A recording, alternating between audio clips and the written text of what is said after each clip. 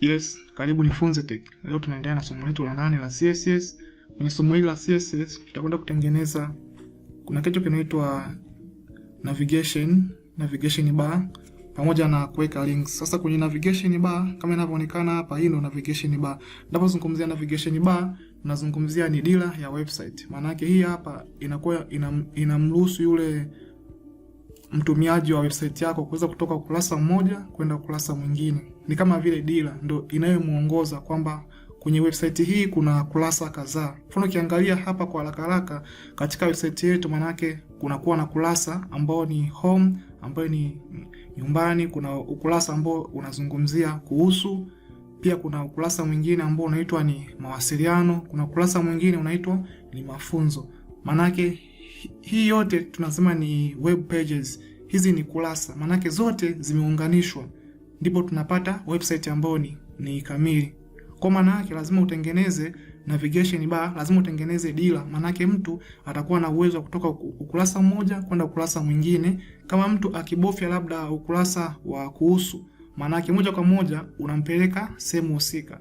Kama ni sehemu ya mafunzo, akibonyeza hapa maana yake unampeleka kwenye ukurasa husika. Kama yani hivyo. Hiyo ndio maana ya navigation bar. Kwa tutaona pamoja, pia tutaangalia namna ya kuweka links katika hiyo navigation bar yetu. Sasa kwa haraka tutaanza kutengeneza kuanzia mwanzo. Maanisha kwamba tutaanza kwanza na kutengeneza structure kwa kutumia HTML. Baada hapo tutafanya decoration kwa kutumia CSS. Cha kufanya hapa, utakuja kwanza utafungua Visual Studio yako hapa.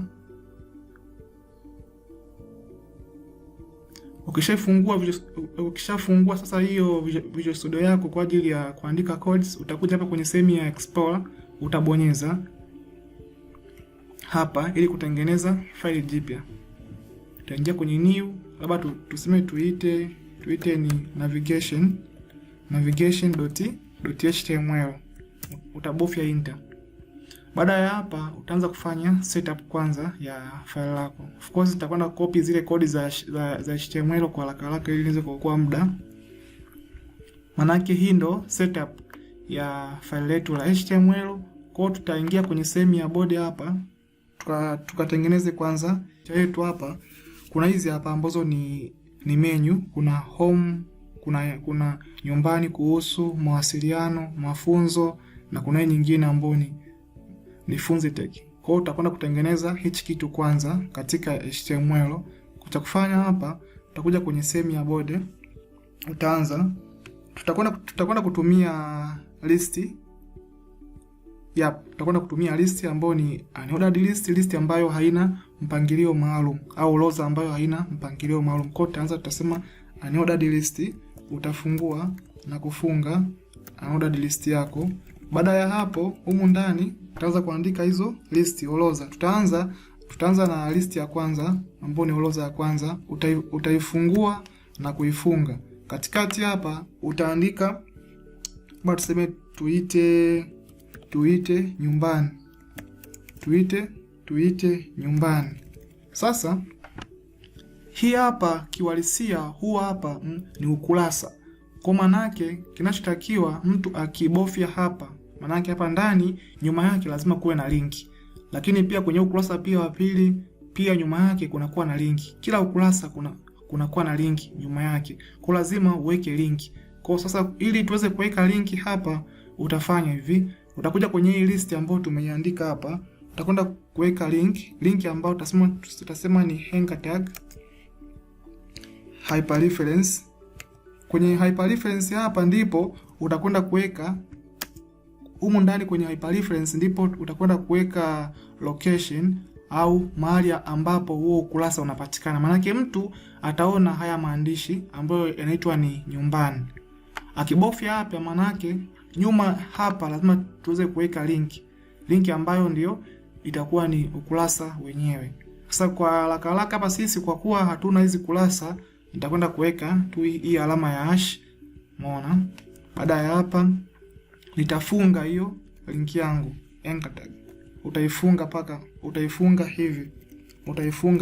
Kwa kufanya hivi maana tayari umeshatengeneza umeshatengeneza hii menu, lakini nyuma tayari kuna linki. Kwa nimeweka hivi kwa sababu bado hatuna ukurasa wote, kwa ndio maana nimeweka tu hivi. Lakini kama ukurasa utakuwepo, basi utaweka hapa wewe ukurasa unaitwaje au unapatikana wapi, hyperreference yake. Baada ya hapa tutatengeneza kitu kingine. Sasa kwa haraka ili niweze kuokoa muda, nitakwenda kukopi hizi hapa. Utakopi hivi, utasema control C copy. Baada ya hapo utabofya enter kwenye keyboard yako, utasema control V.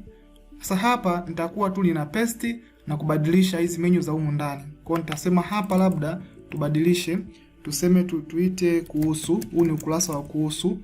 Hapa tena utabofya, utasema tena enter, utasema tena control V kupaste. Hapa utasema huu hapa ni ukurasa wa mawasiliano, mfano tuseme huu ni ukurasa wa mawasiliano, alafu tena enter, control tena V. Hapa tena utabadilisha, utasema huu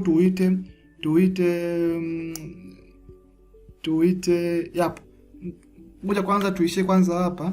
Baada ya hapa utasave, utasema control S kwenye keyboard yako, utaingia kwenye sehemu ya go live hapa ili uweze kurun, uweze kupata matokeo ya kile ambacho tumekiandika hapa. Sasa ukiangalia kwa haraka kama jinsi inavyoonekana hapa, tayari tumeshaweka nini? Tumeshaweka zile peji zetu ambapo ni hii hapa ya kwanza, nyumbani, kuhusu, mawasiliano. Tayari kuna links, mona zile link ambazo tulikuwa tumeshaziweka. Sasa kuna kitu kidogo pia nataka niweze kukifanya hapa. Nataka niweze kutengeneza drop down menu. Nikizungumzia drop down menu, maana yake nikishafika hapa, mfano nikiwa kwenye ukurasa huu hapa, kwenye ukurasa wa 4 hapa, maana yake mtu akishafika hapa akibofya hapa, maana yake kutokee drop down menu, yani kuwe na menu nyingine ambayo labda inaonesha mafunzo ambayo yanatolewa labda na Nifunze Tech, mfano hapa kwenye hii menu ya hii hapa. Kwa cha kufanya hapa sasa, utarudi huku kwenye kodi yako, utakwenda kutengeneza drop down menu ambayo itakuwa ni ya mafunzo. Kwa hapa utakwenda kwanza, nitakopi ile, nitasema control V. Ukishamaliza hapa, nitasema hapa tuweke mafunzo. Sasa nataka mtu akibonyeza hapa kwenye mafunzo kutokee drop down menu, manake mtu aweze kuselect mafunzo ambayo labda anataka aweze kujifunza. Kwa hiyo mara nyingi inaitwa ni drop down menu. Kwa hiyo kuweka drop down menu, nitafanya hivi, nitatengeneza div manake ni simple container tu ambayo linafanya kazi ya kuweka vitu ambavyo vinafanana sehemu moja. Hiyo ndio kazi ya div. Kwa nitasema div, utafungua div na kuifunga div.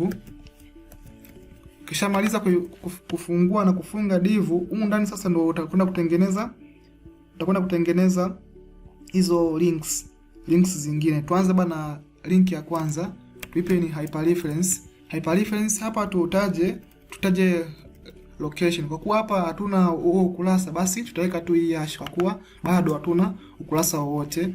Alafu humu ndani sasa utasema labda drop down ya kwanza tuite labda kutengeneza, labda tuseme ni kutengeneza labda mifumo, mfano kutengeneza mifumo, utaifunga.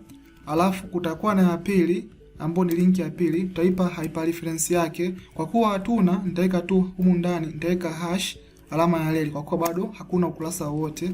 Alafu utasema labda tengeneze nyingine, tuseme labda ni kutengeneza application. Tuseme kutengeneza application, utafunga hiyo linki. Again tena utasema labda tengeneze linki nyingine. Kwa kuwa hakuna kitu, utakwenda kuweka hapa hash, bado hakuna linki yoyote, au hakuna huu ukurasa wa kutengeneza application, bado hakuna ukurasa huu. Utasema labda kutengeneza labda website, mfano kutengeneza website, alafu utafunga. Paka hapa tayari tumeshatengeneza, paka hapa kuanzia hapa mpaka hapa tayari tumeshatengeneza navigation bar yetu kama jinsi itakavyokuwa inaonekana hapa. Hii ni navigation bar. Bado kuna kitu kimoja huku, kuna hii nyingine hapa ambayo inasema ni Funze Tech. Sasa ili kuiweka hii hapa, nitakuja hapa nje ya hiyo div, yani nje ya hili container hapa, nitabonyeza enter, nitatengeneza list nyingine, nitasema list, nitafungua na kufunga, nitaweka anchor tag, nitaweka hyperreference. Alafu kwenye hyperreference hapa, kwa kuwa bado hatuna huu ukurasa, basi tuweke hivi, kwa kuwa bado hatuna huo ukurasa. Alafu tuweke labda ni Funze Tech, mfano tuseme ni Funze Tech, alafu utafunga. Baada ya hapo utafunga ile list yako. Paka hapa unakuwa tayari umeshafanikiwa kuweka list. Ukija sasa hivi hapa ukiangalia, unaweza ukaona hizi ndio listi zetu kama zinavyoonekana hapa. Sasa hatua ambayo itafuatia, tutakwenda kuandika CSS kwa sababu paka hapa tayari tumeshatengeneza ni ni structure tu, ni muonekano jinsi itakavyokuwa, lakini bado hatujafanya decorations, yani hatujaandika CSS ili kuifanya iweze kuwa na muonekano mzuri kama inavyoonekana hapa kwenye hii picha. Sasa tutakwenda kutengeneza file nyingine la CSS kwa ajili ya kufanya decorations. Tutakwenda kutumia njia ambayo ni ya external, maana yake nitakuwa na mafaili mawili. Kutakuwa na file HTML, alafu pia kutakuwa na file nyingine ambayo ni file la CSS. Cha kufanya hapa, utakuja kwenye sehemu hapa ya Explorer, utaingia kwenye new, labda nitasema labda niite navigation, hilo file langu la pili la CSS niliite navigation.css.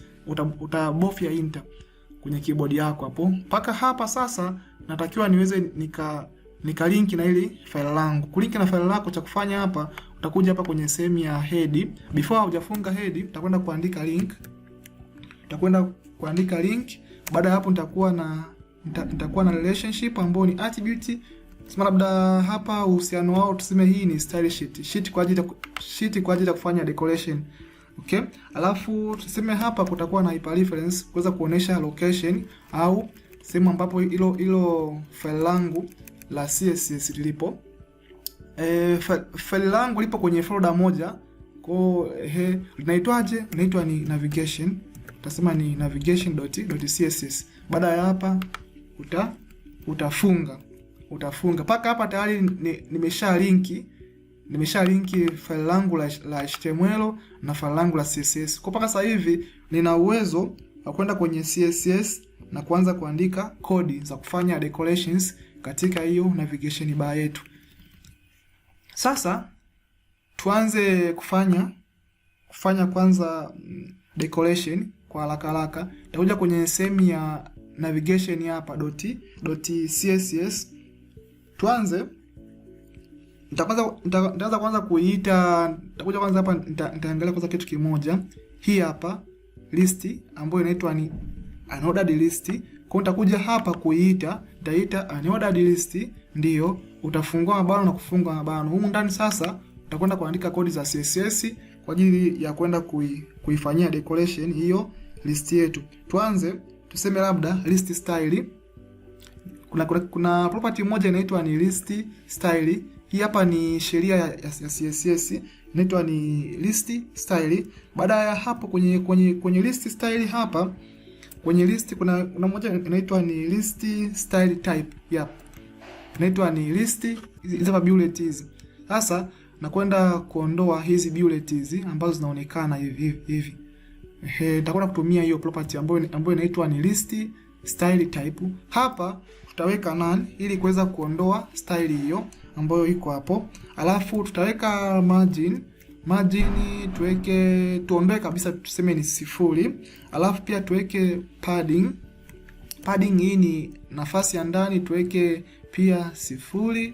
Alafu tuweke na overflow, hii ni overflow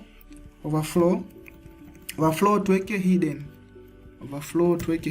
Overflow, ninapozungumzia overflow, maana yake yenyewe inazuia maandishi, umeona, yasivuruge muonekano. Ndio maana ya hii overflow yetu hiyo. Okay, hiyo ni property nyingine ya CSS. Alafu labda tuweke na background color, tuchange, tuseme tuweke background color rangi ambayo itakuwa inakaa nyuma kule. Hapa kwenye rangi, let's assume tutumie tu rangi